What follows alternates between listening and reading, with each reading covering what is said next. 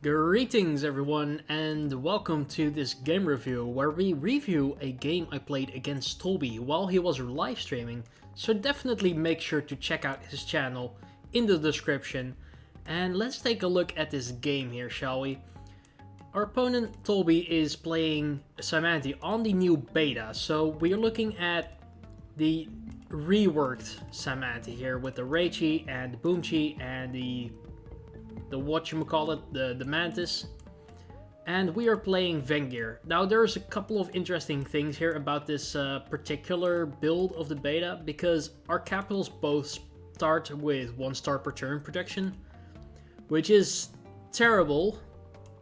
That makes the game quite unbalanced in favor of turn 0 tribes, because they can basically triple their economy compared to the other tribes. And Cymanti can do that a bit more slowly, but yeah, it just doesn't work the way that it is intended. Now, I have to say that this was recorded while Toby hadn't played the Cymanti tribe reworked like a lot, so he was quite new to a lot of these concepts, and I had experimented a bit more with it already, as you can tell, as per my previous video. So that's the disclaimer for you. And now we're going to take a look at the map here. So we have, let's start with Cymanti's part. They have 2 fungi, which now only create 2 population from the start. There's this village here, which is not that obvious, but at least, you know, from the vision. Let's turn on the fog here for a second. You should be able to tell that there is a village here, but that is not going to happen, so that is kind of silly. There's 2 villages that are kind of close to Cymanti, and they are kind of reachable, but this one is closer to me, whereas these 2 should be close to Cymanti here.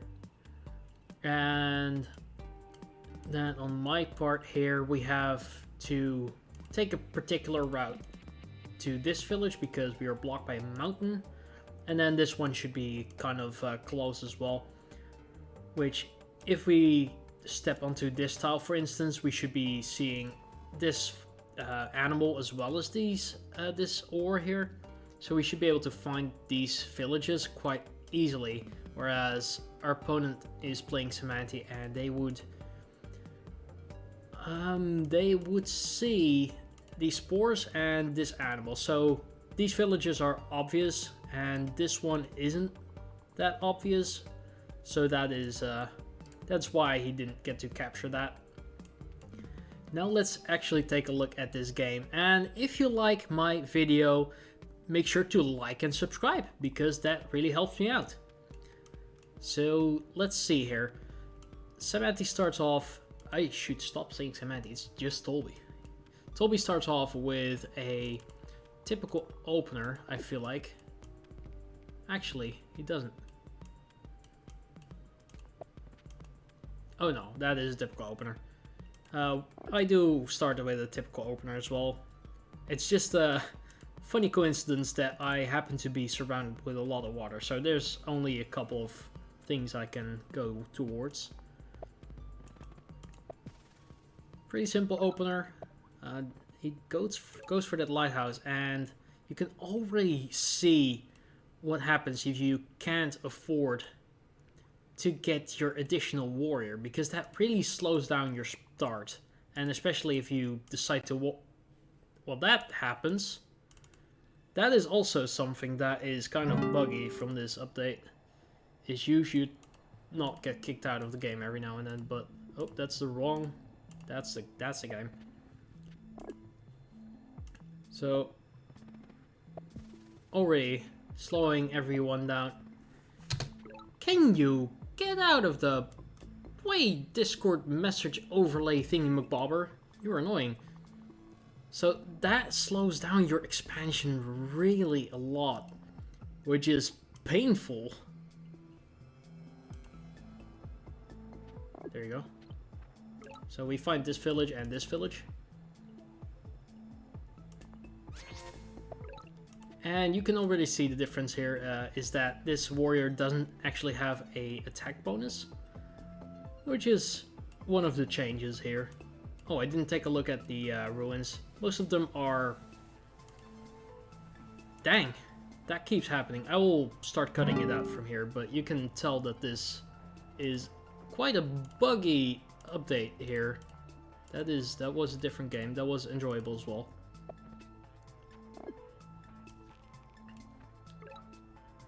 Can we stop with the messages from Discord? That is annoying. So yeah, it's only this ruin is kind of favorite to me, and then this one could be either of us, but kind of more close to Cymanti here. So we find this, we go get mining, which is a bit slower than usual, of course. Toby gets the stars and goes for that village. And we can't upgrade our capital or anything yet anytime soon. So the kind of difference in economy here is really striking. Toby gets the bonus here, an explorer, that reveals that lighthouse. Contrary to popular belief, some explorers are actually not allergic to lighthouses. So we see our opponent here, see a bunch of things happening, finally get an upgrade, and we spend it on a swordsman here, because the roles are kind of inverted from the previous versions, because Wenger used to be kind of the aggressive go-getters, I mean both of them actually, but now with Cymanti not being as assertive in the early game anymore, that has shifted a bit towards where Cymanti goes for a later game, while Wenger goes for an even later game, which is weird to say because, well, they have easy market potential here.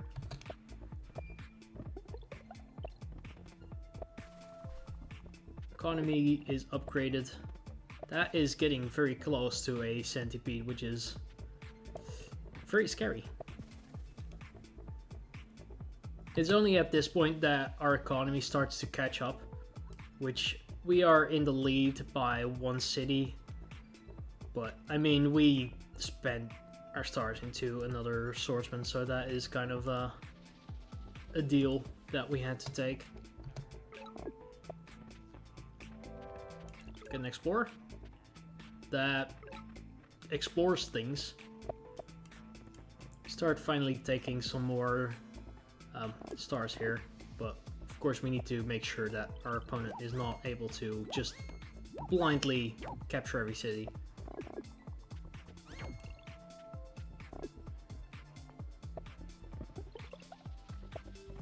That is a centipede, and if you take a look at this game, that is not something we have a great solution for. So we see that, finally. Luckily though, we have a great spot for a forge. Take some stars, and now we can actually get really close to getting a giant.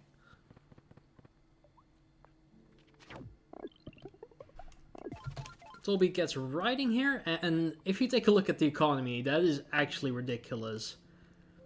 Just the sheer slowness of the economies here. Even for lakes, that is just terrifying. Terrifyingly bad. We get hunting to get that giant here. We managed to grab an upgrade here as well.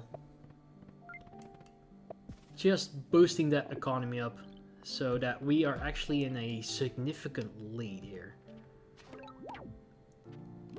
Toby sees that we have a giant and that he won't be able to siege, but he will be able to push this direction, which is also kind of scary because he has a unit advantage here, whereas we have a slight city advantage, But this city is really hard to defend because it can get pressured from 2 cities. While we can't really defend with this city here until we get roads, which will take a while for now. But we have the economic lead, so that is important. As we saw with the other battle I did against multiple YouTubers, so definitely check out that video after this one. Get archery here just to make kind of a way to attack and defend more effectively. And yeah, that is not enough to unsiege this.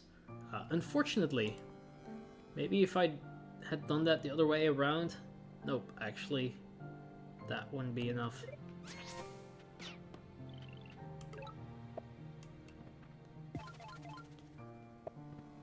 So we are going to lose our highest level city, which is terrifying.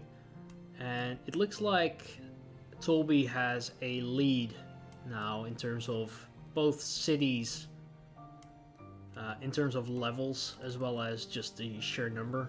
I mean, they're equal. As well as units. So that is a very important distinction here to make. But, I mean, this is kind of a tough spot to force through units because the hexapods are kind of not that great anymore at doing such things. And you need quite a substantial amount of units to do that anyways. And archers are really effective, as well as providing this defense bonus, of course, which is really good. So we can't unsiege. We start making a lot of archers, which is a misplay here. They can siege that. Quite unfortunate. We're going to lose this city.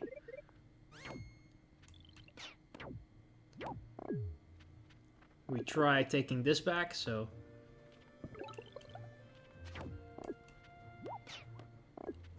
And in this position, it is really hard to see how Finger can come back from this. If you think about this sacrifice here, going for that shaman, Finger or I need to decide at least if I want to get rid of that shaman or take the city, but then, oh, you know, it will get counter-sieged. So that is not a great idea.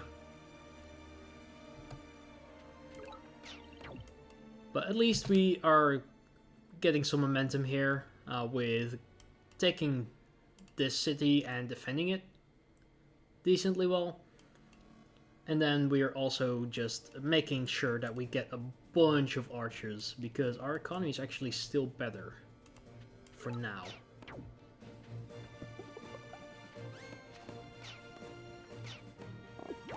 Yep, we're able to take out his shaman, but that's not that important anymore. He gets vision on my capital, but we start getting prepared. And I take out his centipede, which is actually more frightening at this point than a giant, because I have a wall of archers and I can get swordsmen. And with defense bonuses, and that should be kind of fine. We're also about to get into a couple, and of course our opponent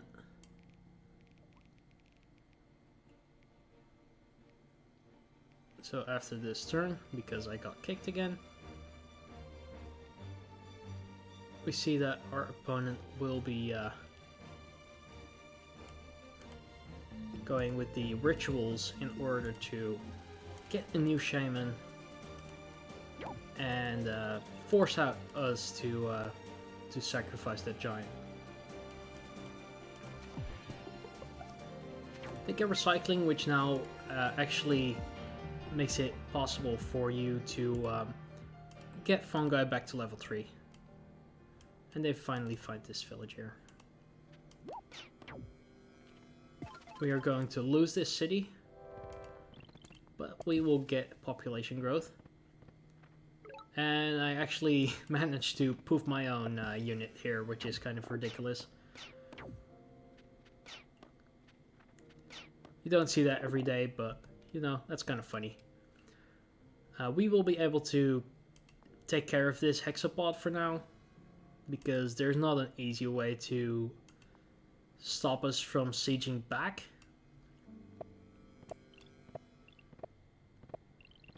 And we see all of these fungi working out with the decompose in order to get another centipede. But the tough spot is, and if we take a look at the situation beforehand, this was a lot of units. But they're all kind of cheap, except for the centipede. And actually we start seeing a decline in units from just the sheer aggressiveness of these moves. Well, I start making a bunch of archers, which are, I mean, they are going to survive for a bit longer. And swordsman as well. So that really helps. And then when we get back here, we see that basically the number of units has declined so drastically that, you know, the pressure is kind of gone, and we are actually about to go on the counteroffensive here. So what Toby needs to do here is make sure to get more units, more effective units. But what are we looking at here? I mean, Shaman are good. Chitons could be nice. Hexapods are alright, especially if they have to come from afar. They have the movement to be kind of a rider, so you can move them, especially if you can get a couple of shamans next to your cities. But yeah, it's not looking great here. These hexapods will not be able to take out a defense bonus archer, so that is kind of tough. They can still take out a normal archer in one hit, but without the attack bonus, it feels like you need to actually think what to do with these units. And this giant is just walking right into a wall of archers, which is never great for you. So all of these are going to get recycled, which is a good move here, so that in case we are going to take this city, they don't lose much.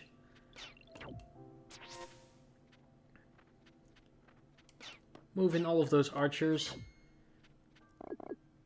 and train a couple more. In terms of economy, it's actually favored towards Cymanti here, which is important to take a look at. But if you take a look at the turn length, that is actually going towards us,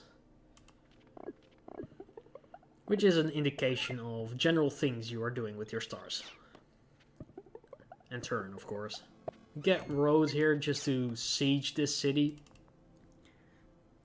That's a 6-star investment to get rid of a shaman, which is 5 stars. And then also the city here, which is also like 3 stars. So that's actually a positive trade to us, because they also need to invest this hexapod sacrifice, as well as they won't be able to unsiege this whatsoever, because it doesn't make sense to unsiege this while not unsieging this. And then this is an easy unsiege, but that's also kind of a trap for the centipede. So this is a really tough spot here, and you can already tell that the balance has shifted towards us. And I'm not too sure about how that actually came to be, because early on it feels like Toby definitely was in the lead here, especially with the economy. Like, that is such a difference. If he had gotten this village, which he still hasn't on turn 18, which is only 3 moves away from his capital, which is kind of silly. It was, I mean, we played this for fun and for testing, of course, so that is, it's not too big of a deal, but You know, in a professional matchup, you can't afford this. We get a veteran swordsman, which is very typical.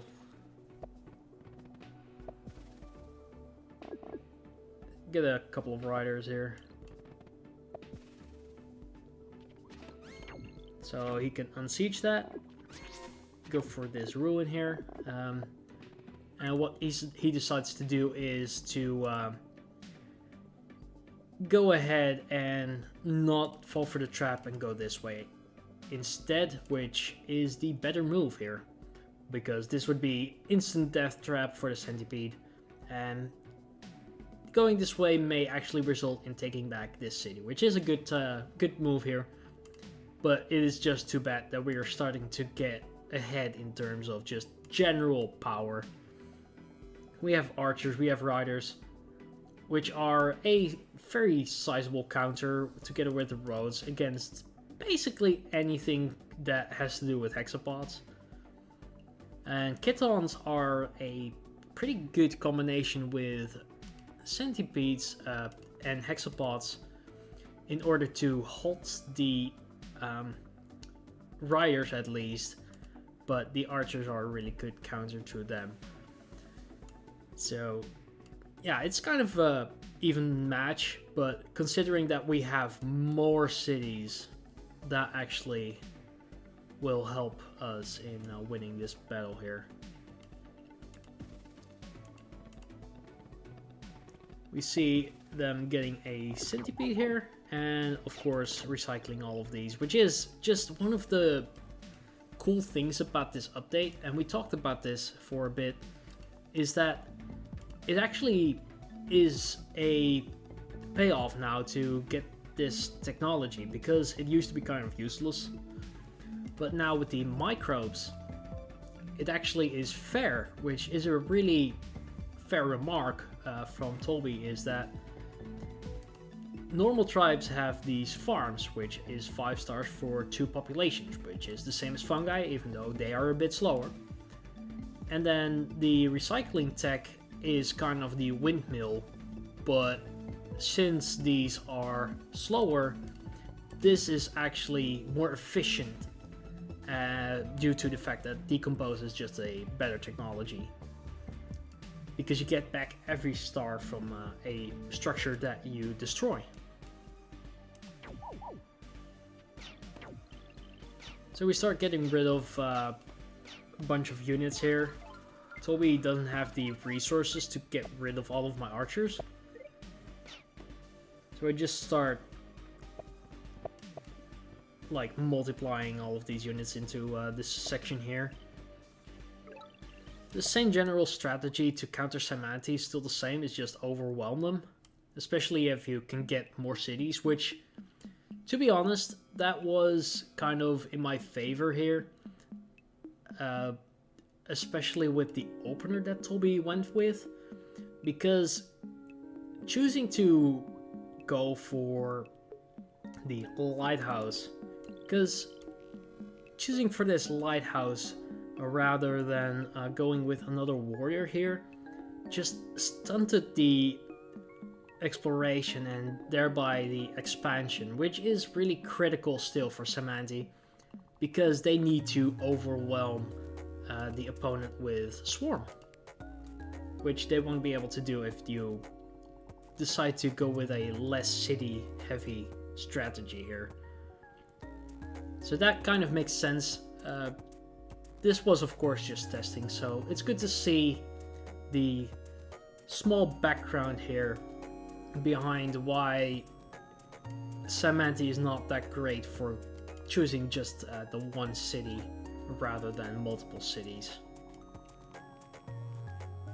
Of course, a centipede can still win a game. It just depends on the map size and the way of economy versus army here, where in this case our army was sizable enough to get rid of this, and at this point we also started just working together to check out some more gameplay mechanics. In this case, the moth, and as you will see, I'll leave this thing do its thing. just to check out the function of it. Just to showcase to the viewers how that thing would function in a actual game. So we can't unsiege this actually, that is, we could have, but then he gets a bunch of value. So decide against it, and he gets this moth in here. There you go. Our archers and swordsmen, still very good combination into these units. We decide to siege this, we're going to lose that swordsman, but that's fine. Because now we are able to get rid of the shaman here with just the units that are already here, so that's a great deal, and now we should be able to siege the city with the giant. Yeah, that is a tough spot. These hex spots don't trade well into defense bonus swordsman. It's just a pity that that is the way that he had to do it. And still the number of units here is just not enough. Get another swordsman here. But we were able to defend all of that. So we could have been playing more defense at this point, but it's actually really funny to see me try and catch that moth. I had no clue where that thing was.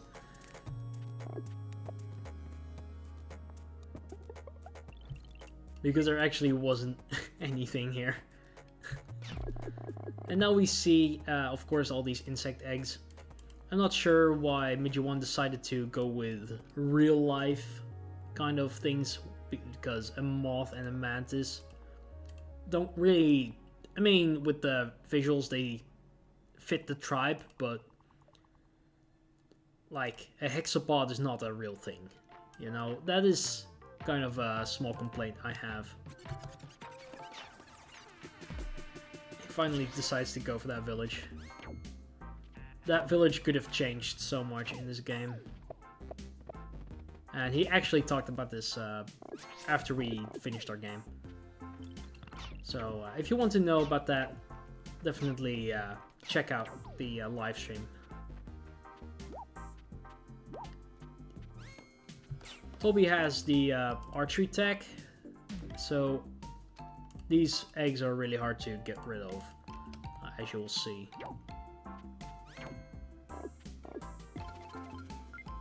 The good thing also is that moths can fly over water, which they didn't used to be able to, and that gets rid of the unfairness, so to say, of the normal tribes versus Cymanti in the late game. Because Cymanti could not get a cloak over the water without getting you a bunch of algae. It was too easy to spot them. We keep upgrading a city just for good measure, because why not? These eggs can explode, but I will leave the eggs here alive. Just to see how they worked. Because it would be trivial to get rid of them. And these are basically daggers, but they can grow into another moth, which is really cool. It really gives the swarm element to the Cymanti tribe. And it makes it easier for them to get more units on the battlefield, which is something they might struggle with in the later games. So I feel like that's a pretty cool trick that they have now.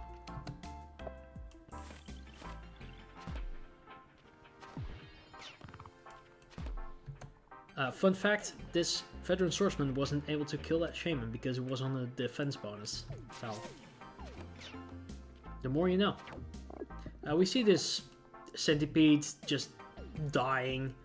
The game is already over, but we decided to play for a bit and just to show off some other things that are now new to Cymanti. So pretty funny, I decided to go for that village here rather than the capital. We get a park, because why not? Get a couple more upgrades. Yeah, that is just that's just gravy sauce. We see that living island here. That is just something. I think that is a pretty cool thing, but it doesn't really fit the theme of the bugs. I'm not sure why it is a living island. It could be some kind of mythical mussel or something. That could be that could be something. Maybe like a barnacle island. That makes more sense. I mean, the living island is cool and all with the eye. Maybe that's the barnacle. You know what? This is the barnacle. I figured it out. Yeah, you see me take the explorer here just because why not?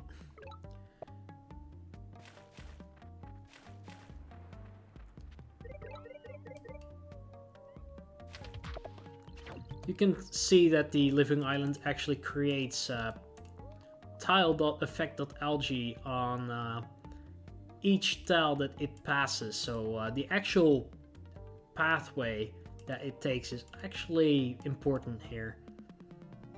That city name describes my brain currently. So that is that's for you. So as you can see, these grow into moths. And they are visual at this point, but you know they can turn invisible as well. So you can really swarm your opponent with just moths.